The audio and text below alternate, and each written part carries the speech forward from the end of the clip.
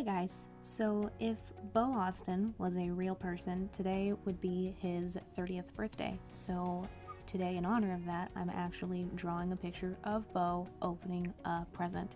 I didn't end up drawing a present inside of the box or outside of the box because I figured that wasn't totally necessary.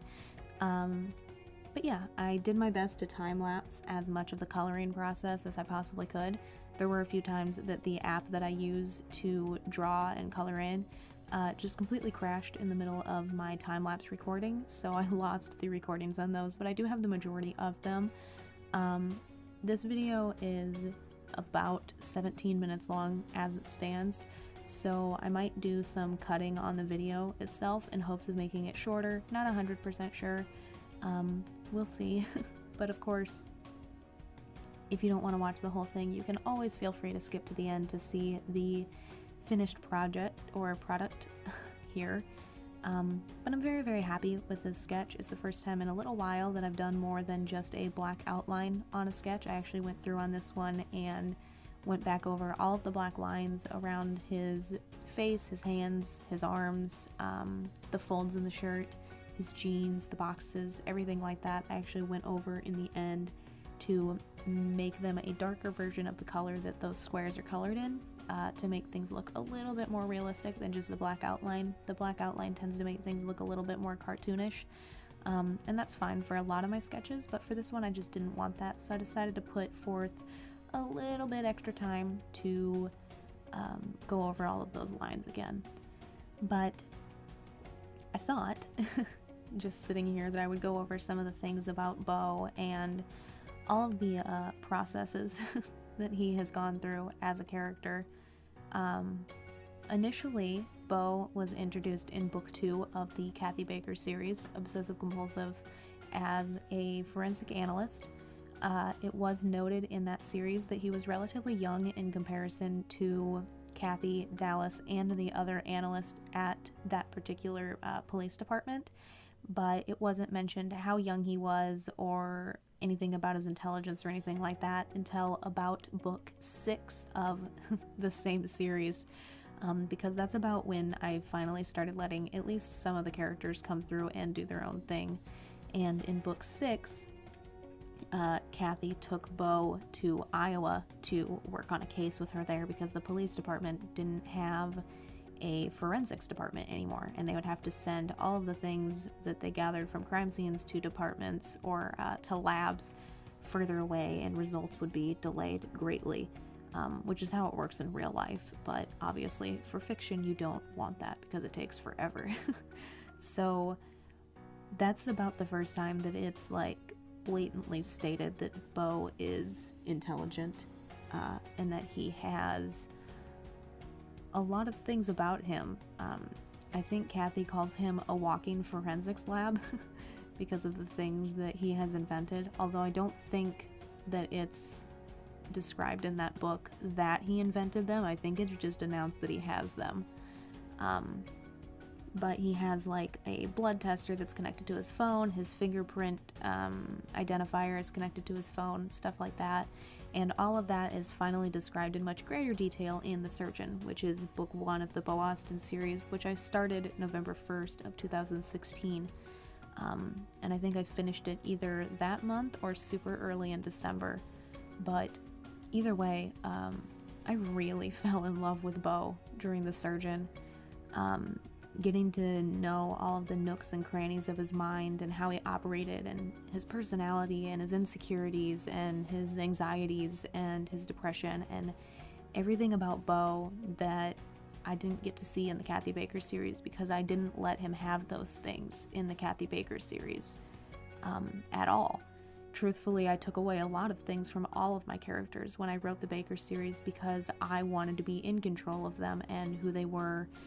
And it wasn't until 2016 when I wrote The Surgeon and Cut to the Kill and Ashes in the Light, and I think The Body of a Rebel might have been the 4th book that I wrote that month, but it wasn't until that point that I realized it was a million times better if I just let the characters do whatever they wanted to do, without any interference from me. Because in the original Kathy Baker series, all of those characters were at one point actual people Like, they weren't based on real people, but if you read them, they would have seemed three-dimensional. They would have seemed like real people. Like, I know that when people read Bo, they feel like he is a real person. They can connect to him. They feel like he's a friend, like he's family. He feels like a real human being, like a real person. And way back when I first wrote the first book of the Baker series, they did all start out as people. They did feel like people, but I changed a lot of things about them and refused to let them be who they were. And when Bo was introduced in book 2, I did the same thing to him. I made him say things that he definitely would never say. I made him do things he would definitely never do. He constantly calls Kathy little lady, which literally makes no sense because she's like an inch shorter than his little 5'8" frame. But there's a lot of things in there that he wouldn't do and that he wouldn't say, and so on and so forth.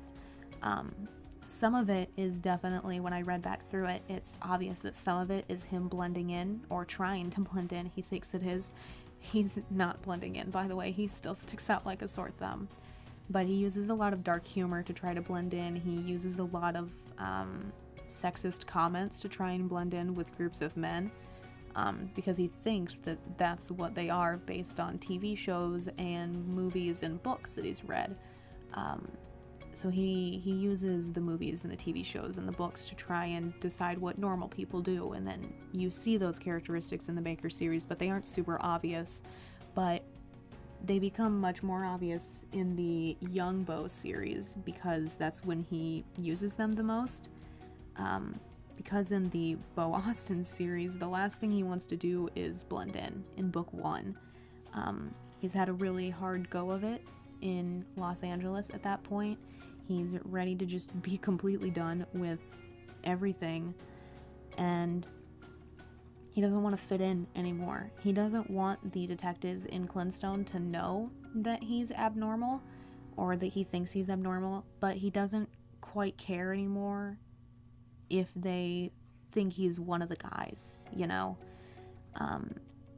And that evolution, I think, when I wrote Bo in 2016, was a huge thing to note for me, because I finally got to see Bo for who he really was. He was this short little blonde forensic analyst who graduated high school at 12 and finished a 4-year college in 2 years and started interning in Los Angeles as a forensic analyst at the age of 14 with adults who had been working there for 10 years.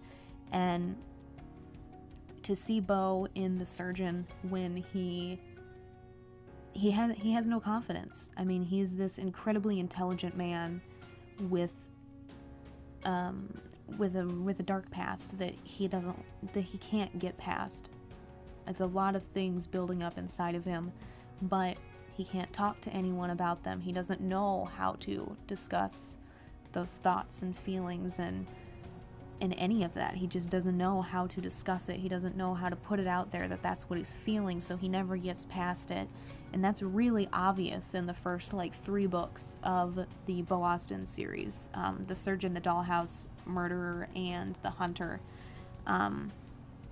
because it's when I let Bo be Bo, and it's when he truly got his own feelings and emotions and everything. And I just love that side of him so much, the side that is genuinely 100% truly Bo. He's absolutely three-dimensional in the entire Bo Austen series, and he was really the first character that I was able to do that with. He's the only character from the Kathy Baker series that I was able to take and actually let be a person. I was able to actually let him be three-dimensional. I was able to let him be himself.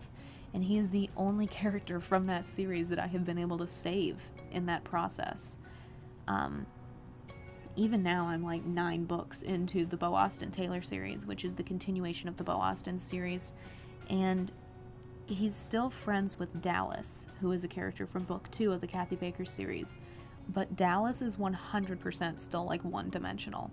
I don't know much about him. I know little bits and pieces about his personality. I know little bits and pieces about his family life, about his home life, about his past, but everything from the Baker series was forced, and everything from the Baker series was contrived by me to force drama into their lives and cause problems and make their backstory super dark and dangerous, and you know, it just but even though all of those characters are still present, there's still Dallas and Kathy and Jamal, and everyone is still there, you know, except for the people who died in that series, but that's not the point. But Bo is the only one who has absolutely truly become a full three-dimensional character. And then I guess Jamal has as well, but I'm not as far into his series yet, so so I'm not able to say so much about how fixable his backstory is just yet.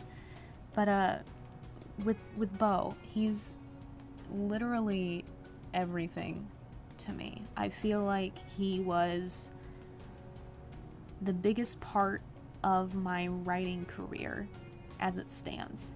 It'll be a long time before I'm able to publish any of his books, because I need to get Alice and Jake's series out, and then I need to get the Young Bo series out, and then Bo's series can finally actually come out. But it's going to take a while to get there.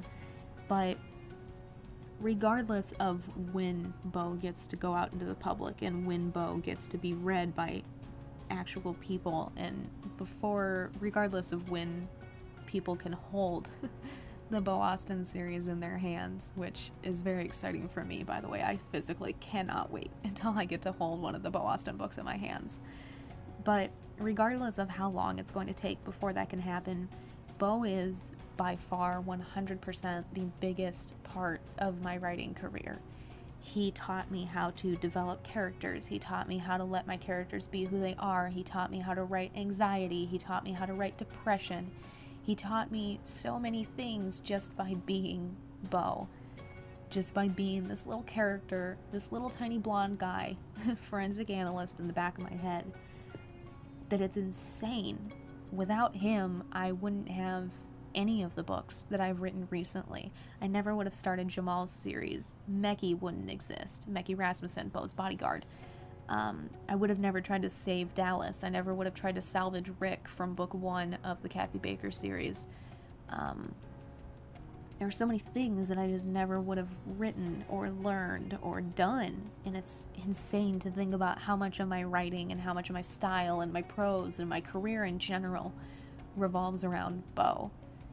And that's why I felt it was necessary to draw a picture of him for his birthday today, because he's not real. But if he was, today would be his 30th birthday. And 30 is a big number for Bo, because 2019 is the year that Serial Killers Anonymous takes place, which, again, is something you won't get to read for a very long time. But 2019 is the year right before Bo shows up in Clintstone at the Clintstone Police Department. 2019 is the year that Bo gets a real curveball thrown into his life, and it's what drives him away from Los Angeles, which he thought he would never leave ever again, because Los Angeles was home to him.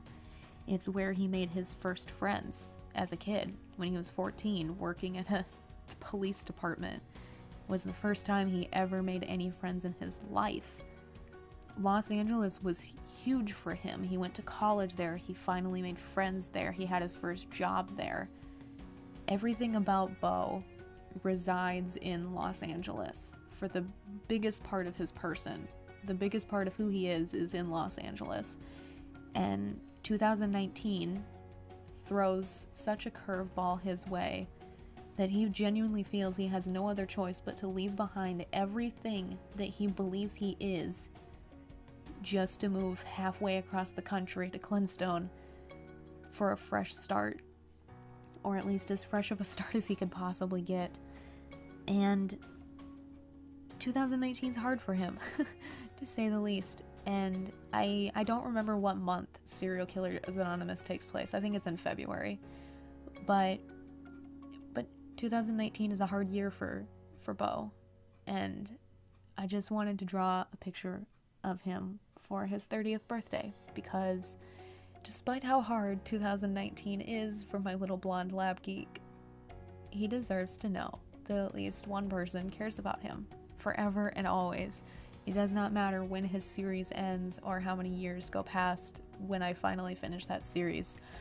I know I'm going to care about Bo forever, because the day I stop caring about Bo is the day that I stop caring about writing. It's the day that I stop writing, because Bo is everything to my writing career and everything to every single bit and piece of my writing. So yeah. This went on a bit longer than I was expecting it to, but that's okay. I love Bo so much. I don't know, he means the world to me in the weirdest of ways. If you're a writer and if you've ever had a character that you're incredibly attached to, I think you have an idea of what I'm talking about, but Bo really is like a child of mine, but also like my best friend, because Bo's not going anywhere for me. He's not going to be someone who, leaves me in the dust. He's here to tell his story, and I'm here to help him share his story and to type his story.